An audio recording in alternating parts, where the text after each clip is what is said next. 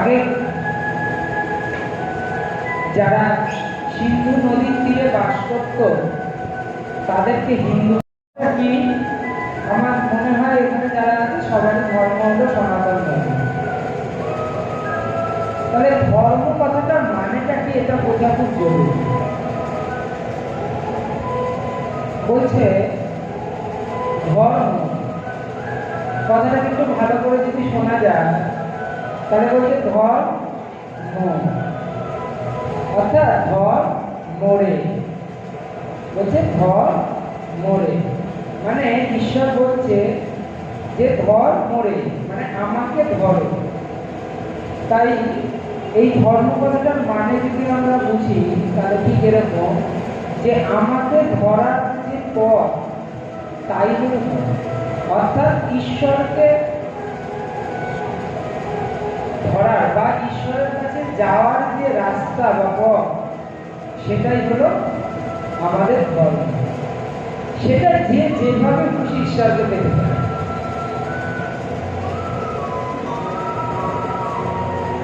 আমরা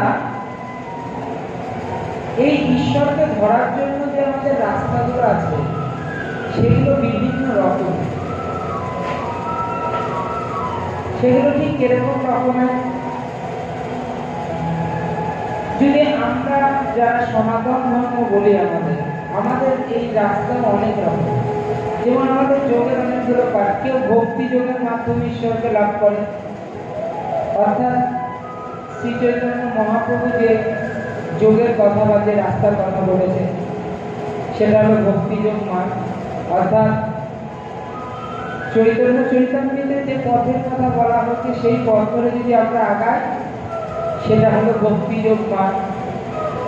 যদি আমরা রামকৃষ্ণ বা বিবেকানন্দ বা বিভিন্ন ঋষিদের কথা অনুযায়ী যদি আমরা যাই তাহলে সেগুলো সব রাজযোগ মার্গ।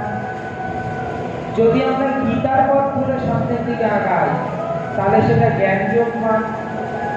যদি আমরা সেটা আসন প্রাণায়াম বা যোগে আমরা যে যোগ আসন করি, প্রাণায়াম করি, মেডিটেশন করি এর মধ্যে দিয়ে পৌঁছায় তাহলে সেটা হলো হঠযোগ মার্গ।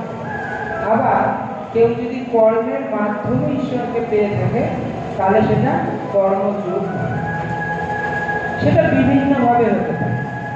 তাহলে আজকে আমরা যে মেডিটেশন বা সাধনা করব এটা ঠিক কোন মার্গের মধ্যে পড়ে?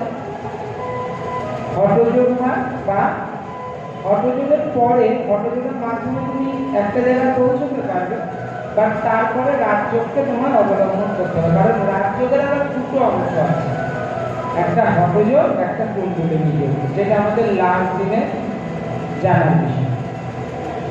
যাই হোক, এত ডিটেলসে আমাদের জানার দরকার নেই। আমরা মেডিটেশন করবো ভাই, আমাদের মেডিটেশন করিয়ে দাও, ছেড়ে দাও। আমরা ঠিক এরকম জায়গায় একটা অবস্থান করছি, কিন্তু মেডিটেশন করিয়ে দাও বললেই তো করিয়ে দেওয়া যায় না। তো জাদু খেলা না বা দোকানের লালি পাবো না যে এনে দিয়ে দিলাম তোমরা খেয়ে নিলে আর হয়ে গেল। বিষয় হলো ভগবান সম্পর্কে একটু বুঝতে হবে, না হলে ভগবানকে পাওয়াটা সম্ভব বা মুক্তি পাওয়াটা সম্ভব। তার জন্য এতগুলো কথা বলছি। এবার হলো ঈশ্বর কিরকম বা ঈশ্বর কি। আমরা ধর্মটাকে প্রথমে বললাম, ধর্ম কি সবাই বুঝতে পারছে? না বুঝতে আবার বলতে হবে। সবাই বোঝা যাচ্ছে আমি কি বলতে চাইছি? কঠিন লাগছে না? তাহলে ধর্ম মানে ঈশ্বরকে ধর্ম, এই যে ধর্মরে বলছে ঈশ্বরকে ধরার রাস্তাই হলো ধর্ম। এই রাস্তাটা ধরতে গেলে সবার আগে একটা জিনিসের দরকার, সেটা হলো গুরু। গুরু ব্যতীত আমাদের সনাতন ধর্ম সবার উপরে গুরুকে স্থান দিয়েছে। আমি যদি এই প্রথম যোগাসনের ক্লাস করিয়েছি, যারা থাকবে তারা জানো, আমি বলেছিলাম যে পার্বতী যখন মনুষ্য থেকে দেবতায় কনভার্সেশন হচ্ছে তখন তারও গুরুকে অবলম্বন করতে হয়েছিল, সেই গুরুটা ছিল শিব। তাই গুরু ব্যতীত কেউ কখনোই ঈশ্বরকে পেতে পারে না। তোমার হাত ধরে যে নিয়ে যাবে সে হলো তোমার গুরু। তাই এই গুরুকে অবলম্বন করতেই হবে। আগের দিন আমি একটা ওই বট গাছের বীজের উদাহরণ দিয়েছিলাম, আজকে একটা অন্য উদাহরণ দিচ্ছি। গুরু ঠিক কিরকম, মানে আমাদের সনাতন ধর্ম বলছে যে তুমি যদি গুরু ব্যতীত ঈশ্বরের কাছে পৌঁছাও, ঠিক কিরকম সিচুয়েশন হবে একটু ইমাজিনেশন করো। ঠিক তোমরা যে যে ভগবানকে মানো সেই ভগবানের দরজার সামনে চলে গেছো, গুরু নেই তোমার সাথে, তুমি কলিং বেল টিপেছো, ভগবানের কেয়ারটেকার তোমার সামনে এসে বললো কে এসছো, তুমি কি বললো আমি ভগবানকে দেখা করতে এসেছি। বললো গুরু আছে, বললো নেই, বললো গেটটা, বললো বাড়ি। আমাদের সনাতন ধর্মের যে গুরু ব্যাপারটাই তুমি পৌঁছেও পাবে না, তাই গুরু অবলম্বন করাটা খুব জরুরি। এখন আমি বলবো না তুমি এর কাছে কি দীক্ষা নাও, ওর কাছে কি দীক্ষা নাও। এখানেও আমাদের একটা ভুল ব্যাখ্যা আছে। আমরা আমাদের দীক্ষা নিলে ভাবি অনেকে দীক্ষা নিই কিন্তু মন্ত্র জপ করি না, আচার বিচার পালন করি না, তাতে গুরু শারীরিক এবং মানসিক ক্ষতি না। এর জন্য যারা এরকম করে তাদের জন্য গুরুরা খুব কষ্ট পায়।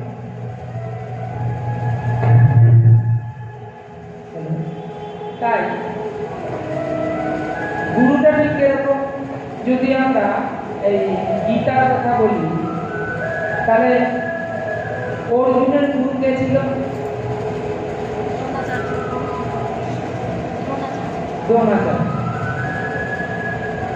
গুরু দ্রোণ কথাতে, কিন্তু গুরু দ্রোণ যেহেতু অসৎ পথে অবলম্বন করেছিল তাই গুরু দ্রোণকেও হত্যা করতে হয়েছিল অর্জুনকে। তাহলে ওর হাত ধরে কে নিয়ে গিয়েছিল? স্বয়ং কৃষ্ণ। কেন নিয়ে গিয়েছিল? আমি এই আমাদের ডিপ্লোমা কাছে বলছিলাম, মানে গুরু যাই করুক না কেন তুমি কখনো গুরুর ভুল ধরতে পারো, এই অধিকার তোমাকে ধর্ম দেয়। তুমি তোমার মতো চলতে পারো, গুরু যদি অসৎ হয় তুমি গুরু চেঞ্জ করতে পারো, কিন্তু গুরু সম্পর্কে একটা নেগেটিভ কথা বা গুরু সম্পর্কে ভুল ধরার ক্ষমতা তোমাকে ঈশ্বর দেয়। যাই হোক, এগুলো গুরু তত্ত্ব আলোচনা করতে গেলে একটা বৃহৎ তত্ত্ব, মানে ভীষণ বৃহৎ একটা তত্ত্ব। এটুকুনি তোমরা জানো যে যখন তুমি ডেডিকেটেড থাকবে গুরুর প্রতি, গুরু যদি তোমাকে না তুলে না নিয়ে যায়, ভগবান তোমার হাত ধরে টেনে তুলে নিয়ে যায়, কিন্তু গুরু থাকা জরুরি।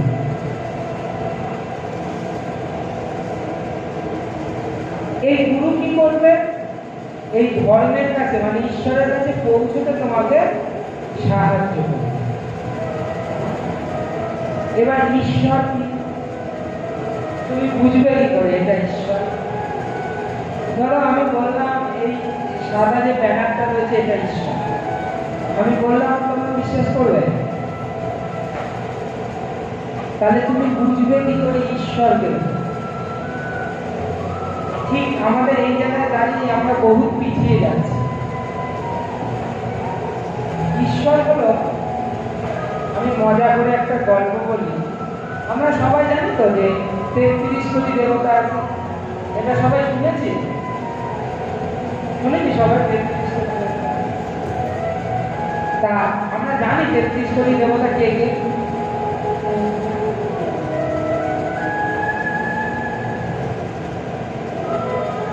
কারণ এখানে তোমরা যতজন আছো প্রত্যেকের মধ্যে দেবত্ব চিন্তা আলাদা আলাদা।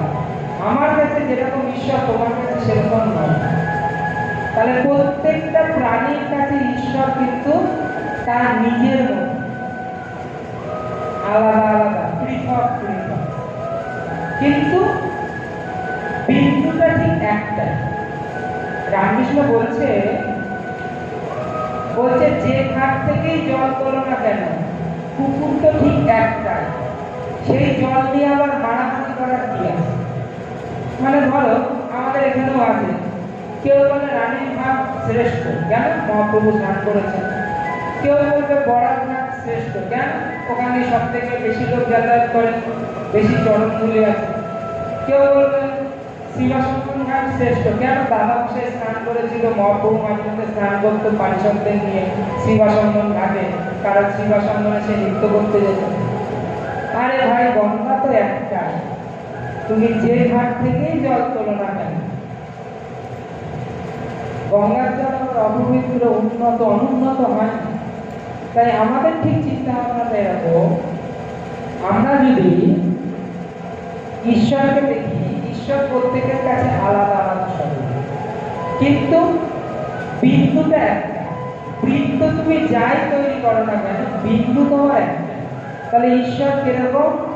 ঈশ্বর গীতার বলছে, ভগবান শ্রীকৃষ্ণ নিজে বলছে যে ঈশ্বরের কোনো গন্ধ হয় না, রূপ হয় না, বর্ণ হয় না, আকার হয় না।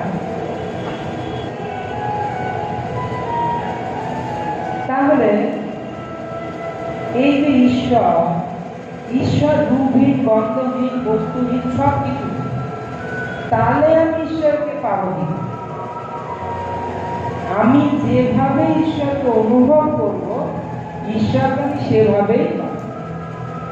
অর্থাৎ আমি যদি ভাবি ঈশ্বর এরকম জটাধারী, একটা ছাল পরে আসে, গা খালি অবস্থায় একটা বাঘের ছালের ওপর বসে আছে, তাহলে ঈশ্বর সেরকম। আমি যদি ভাবি ঈশ্বর সুন্দর করে সেজে, পাটা বেঁকিয়ে, কোমরটা বেঁকিয়ে, হাতে একটা বাঁশি নিয়ে দাঁড়িয়ে আছে, তাহলে সেরকম। আমি যদি ভাবি ঈশ্বরের চোখগুলো এরকম বড় বড়, জিভটা বার করে রয়েছে, খাড়া দিয়ে কাটতে আসছে, তাহলে ঈশ্বর সেরকম। তুমি যেরকম ভাবে অনুভব করবে ঈশ্বরকে, তুমি সেভাবেই ঈশ্বরকে পাবে।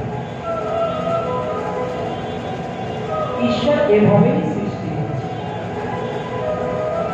প্রত্যেক ঋষিদের একটা কল্পনাকে যে আকৃতি দিয়েছে, আমরা তো পাই না, আমরা তাদের আকৃতিটাকে নিয়ে ওটা পড়া, লাফালাফি, ঝাঁপাঝাঁপি করি।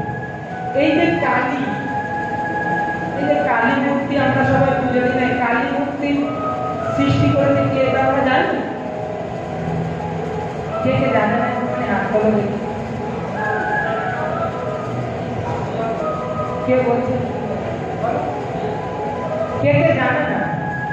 একজন দুজন বলতে জানে না, সবাই জানে কালী মূর্তি? কেউ জানে না। খুব লজ্জা। এই আগমশ্বরী পাড়ার যে কালী পুজোটা হয় না, এই কালী মূর্তি হলো প্রথম পৃথিবীতে কালী মূর্তি, যেটা ঋষি আগমবাগীশ সৃষ্টি করেছিল। আমরা নবপুজো থেকে জানি এই ঋষি আগমবাগীশের এই কালী মূর্তি সারা পৃথিবী বিখ্যাত কালী। তার আগে কালী মূর্তি কোনো ছিল না। এবং এই যে আগমশ্বরী পাড়ার যে কালী মূর্তিটা, ওখানে যে ঋষি থাকতো, ঋষি আগমবাগীশ, সেই ঋষি তন্ত্রবিদ্যা শ্রেষ্ঠত্ব লাভ করেছে, এবং তন্ত্রবিদ্যা যারা করে তারা এই আগমবাগীশকেই গুরু মেনে এবং তার সাধনা করে এই তন্ত্রবিদ্যাকে বয়ে নিয়ে যায়। আমরা নবদ্বীপে থাকি কিন্তু জানি হ্যাঁ, তন্ত্র সাধনার বই ওটা বলা হয়, হ্যাঁ, বৃহৎ তন্ত্রশাস্ত্র। ইয়েস।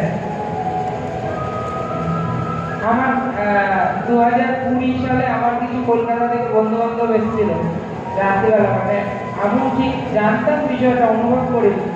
আমার 4টে বন্ধু এসেছিল, ওরা সাধনা করে বিভিন্ন জায়গায়। তা ওরা এসেছিল, সেদিন সারা রাত্রি ওখানে সাধনা করেছে, আমি ওদের সঙ্গে ছিলাম। সেদিন একটু বুঝতে পারলাম যে এর অদ্ভুত আর সত্যি। কোভিডের সময় যে পুজোটা হয়েছিল, যেটা 2020 পুজোটার সময়, তো এই যে সৃষ্টি, এইগুলো হলো প্রত্যেকের একটা দর্শন। মানে তারা যেভাবে দর্শন করেছে ঈশ্বরকে, সেটাকে একটা রূপ দিয়েছে। সেই রূপটাকে আমরা অনুসরণ করে যাওয়ার চেষ্টা করি। যেতে পারি কিনা জানি না। আমাদের মধ্যে সব থেকে ব্যাড হ্যাবিট যেটা, সেটা হলো আমরা কারোর রাস্তাটাকেই সঠিক মনে করি না, সবার রাস্তায় একটু খাবলে খাবলে দেখার চেষ্টা। তাই আলটিমেটলি কোনো রাস্তাই খুঁজে পাওয়া যায়। মোটামুটি সবার বাড়িতে গেলেই, মানে আমাদের এখানেও দেখা, আমি ওকেই দেখো 5-7টা খামচা করে রেখেছি, আবার কারোর বাড়িতে এরকম 30-35টাও খামচি করে রাখা। কারণ বলছি কেন এই কথাটা, কারণ তোমাদের এখন একটা ঈশ্বরকে ঠিক করতে হবে। বেশি ঈশ্বর ঠিক করলে বৈচিত্র্যময় হয়ে যাবে। একটা ঈশ্বরকে ঠিক করতে হবে, যে ঈশ্বরকেই তুমি এই মুহূর্তে দাঁড়িয়ে সাধনা করবে। খামচি করলে কিন্তু মুশকিল।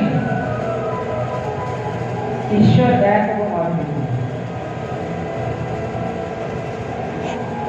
আর এটাও সত্যি কথা, তুমি ঈশ্বরেরই অংশ, তোমার মধ্যে ঈশ্বর আছে। আমাদের যোগ বলছে, আমি আগের দিনে বলছিলাম, আমাদের যোগ বলছে আত্মাই একমাত্র পরমাত্মাকে পেতে পারে, যার ছাড়া তুমি কখনো ঈশ্বরকে পেতে পারো না। অর্থাৎ তোমার কাছে হঠাৎ করে আমার মতন এসে দাঁড়াবে না, বল তুই কি চাস, আমি ভগবান। এইভাবে কখনো ভগবান আমাদের কাছে এসে দাঁড়াবে। আর তুমি এইভাবে বসে থেকে দেখতেও পারো, তোমার দেখার পর যখন ঘুম ভাঙবে তখন আর তুমি নেই। তোমার আত্মাই একমাত্র ঈশ্বরকে দেখতে পারে, তুমি নও। এটা আগে বুঝে না। এর ব্যতীত কোনো ব্রাহ্মণ নেই ঈশ্বরকে পাওয়া। তোমার দেহ কখনো ঈশ্বরকে স্পর্শ করতে পারে না। তোমার আত্মাই একমাত্র ঈশ্বরকে স্পর্শ করতে পারে, ঈশ্বরকে অনুভব করতে পারে, ঈশ্বরকে দেখতে পারে। তাছাড়া তুমি কখনো ঈশ্বরকে দেখতে পারবে না। তাহলে তুমি কখন তোমার দেহ থাকা সত্ত্বেও ঈশ্বরকে অনুভব করতে পারবা? এটাও সম্ভব নয়। যখন তোমার আত্মাকে তুমি নিজের কন্ট্রোলে পুরো নিয়ে আসতে পারবা, যে তুমি আত্মাকে পুরোটা রিয়েলাইজ করতে পারবা, তখন আত্মা যখন ঈশ্বরকে বা পরমাত্মাকে দেখতে পাবে, তখন তোমার শরীর অনুভব করতে পারবে। কিন্তু সেটা অনেক দূরের রাস্তা, রামকৃষ্ণদেব তা।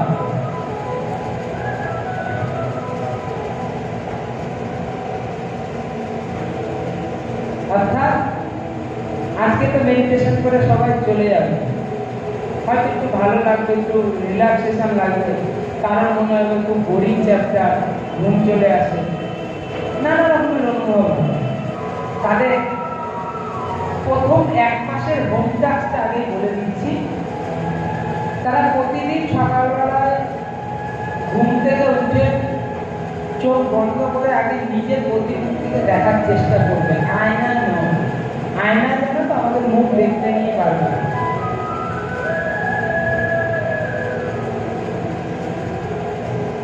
নিজেকে চোখ বন্ধ করে আগে নিজেকে দেখার চেষ্টা করবে। আর এটা প্রথম কাজ। দেখবে নিজেকে আয়নায় দেখতে পারা যায়, কিন্তু চোখ বন্ধ করে নিজেকে 5 মিনিট দেখার চেষ্টা করো, হারিয়ে যাবে। নিজেকেই তুমি দেখতে পাবে, মনে হবে আমি কি এরকম দেখতে, আদৌ কি আমি এরকম, কেমন যেন ঝাপসা হয়ে আসবে স্ক্রিনটা। আর রাত্রেবেলায় 5 মিনিট করে ঘুমানোর আগে তুমি সারাদিন কি করেছো সেটাকে অনুভব করার চেষ্টা করো। একদম ঘুম থেকে ওঠা থেকে ঘুমোতে যাওয়া পর্যন্ত তুমি সারাদিন কি করেছো, এইটা 1 মাস চেষ্টা করবে অনুভব করা। প্রথম দিকে দেখবে পরপর ব্যাপারটা থাকবে না।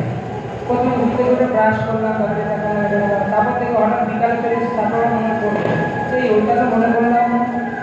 এইটা যখন তোমার একদম সিরিয়ালে চলে আসবে, তখন তোমরা নেক্সট স্টেপে যেতে পারো। বেশি তাড়াহুড়ো করলে মুশকিল হবে না, বোরিং লাগবে, তারপর মনে হবে এইসব কিছু হয়।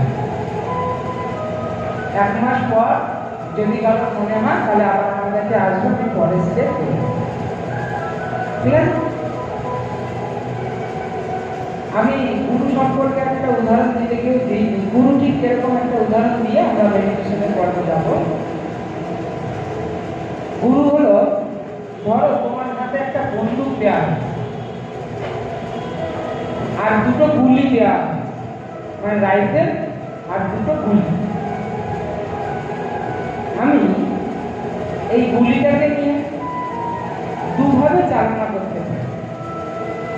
ধরো আমি সামনের দিকে কাউকে মারতে চাইছি, তাহলে কিভাবে চালনা করবো? হয় বন্দুক দিয়ে চালনা করবো, আর নয় ছুঁড়ে মেরে চালনা করবো, দুটোর একটা হবে। এই আমার ছুঁড়ে মারাটা হলো গুরু ব্যতীত ঈশ্বরকে টার্গেট, ধরো আমি রিমাকেই টার্গেট করতে চাইছি, তাহলে আমি এখান থেকে যদি একটা গুলিকে রিমার দিকে মারি, রিমার কি হবে? কিছুখানি লাগবে, সেই জায়গাটা খুলে দেবে।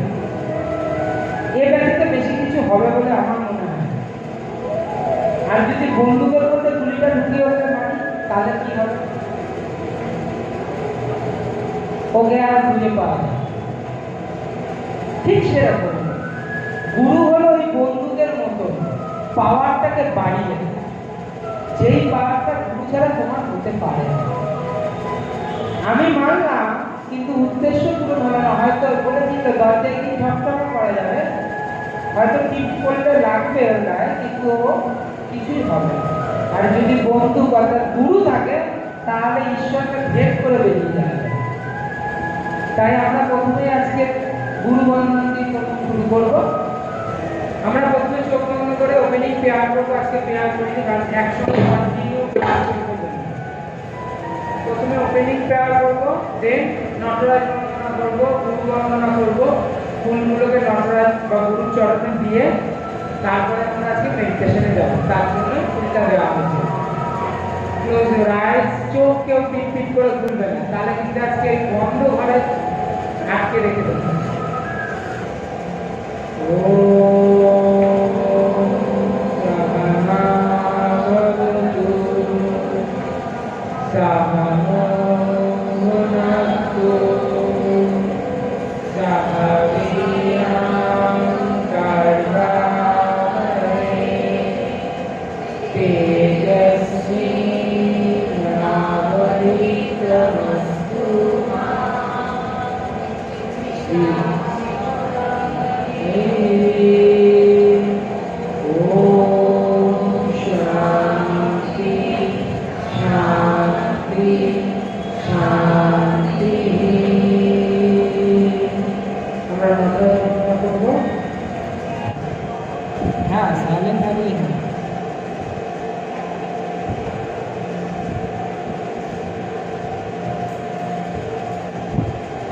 সবাই পা দুটোর মধ্যে একটু গ্যাপ করে দাও।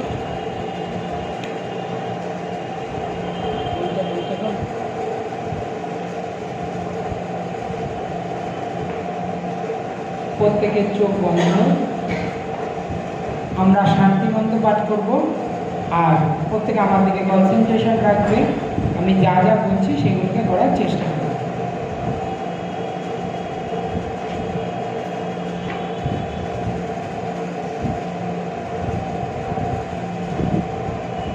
আমরা এই শান্তি মন্ত্রটাকে মুখে বলার চেষ্টা করব, জোরে জোরে।